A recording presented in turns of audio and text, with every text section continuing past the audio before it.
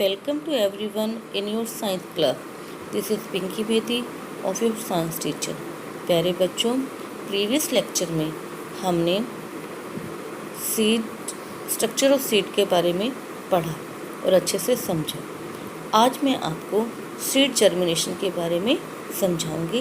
तो बच्चों, आपने ध्यान से इसको रीड करना है। हम रीडिंग करेंगे। The growth of the plant की ग्रोथ कैसे होती है।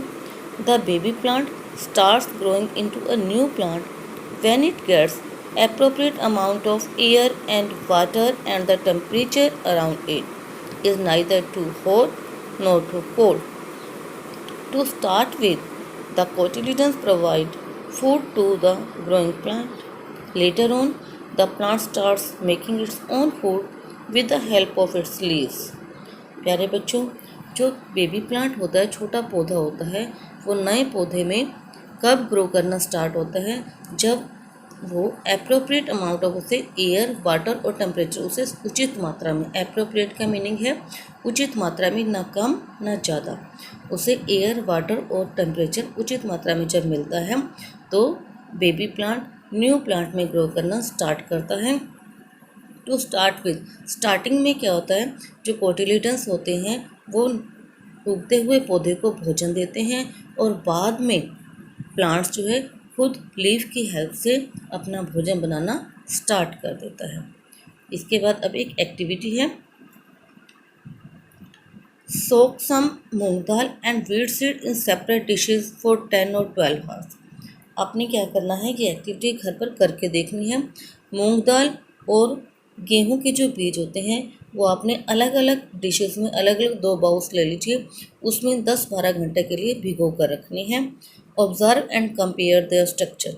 उसके बाद 10 और 12 आवर्स के बाद आपने क्या करना है, उन दोनों के स्ट्रक्चर्स को कंपेयर करना है। आप उनको ओपन करके देखेंगे। Report the difference in their structures observe by you to your teacher. तो आपने उनके जो स्ट्रक्चर्स हैं उनमें आपको क्या डिफरेंस, क्या अलग अलग आपको बातें पता चली, तो आपने उनसे मेरे साथ शेयर करना है कि वो कौन सा सीड जो है 1 कोटिलेडन है और कौन सा 2 कोटिलेडन्स है। ओके, ये आपको खुद घर पे करनी है। Next seed germination. Seed grow कैसे करता है। We know that a plant usually grows from a seed.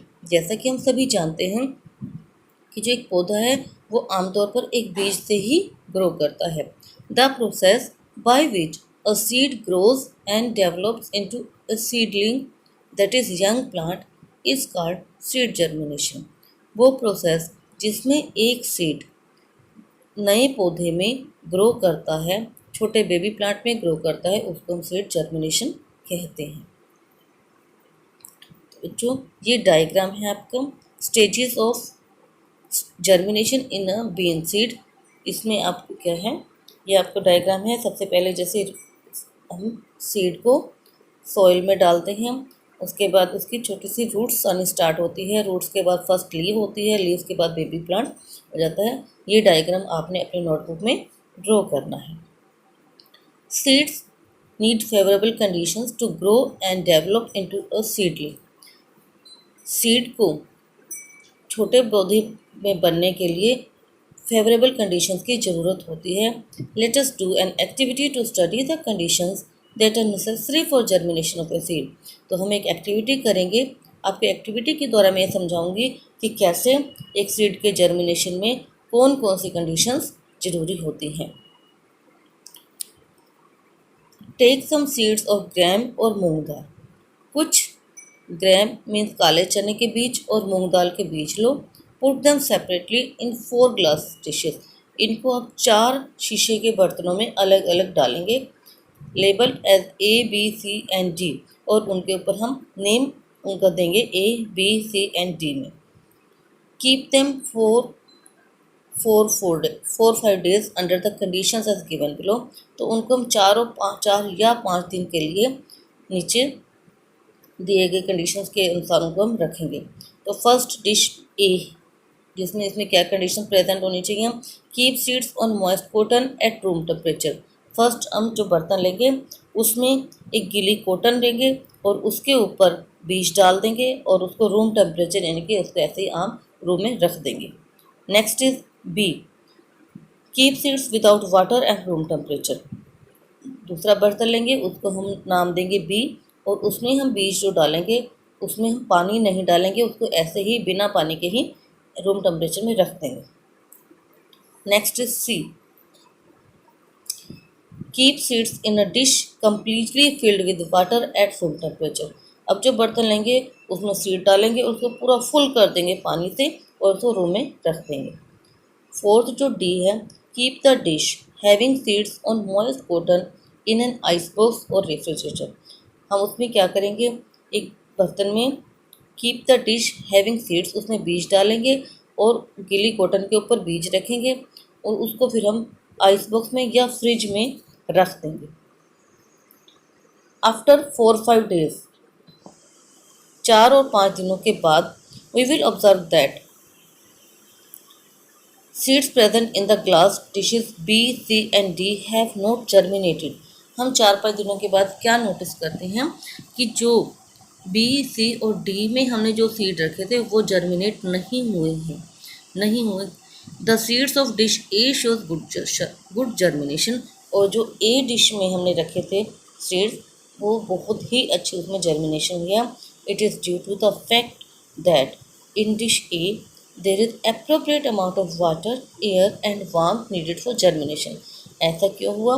क्योंकि जो डिश ए थी उसमें उचित मात्रा में पानी, हवा और टेम्परेचर उसे उचित मात्रा में मिला, जो कि हमें जर्मिनेशन में ज़रूरत होता है। In the other glass dishes, one or other of this favourable condition is missing.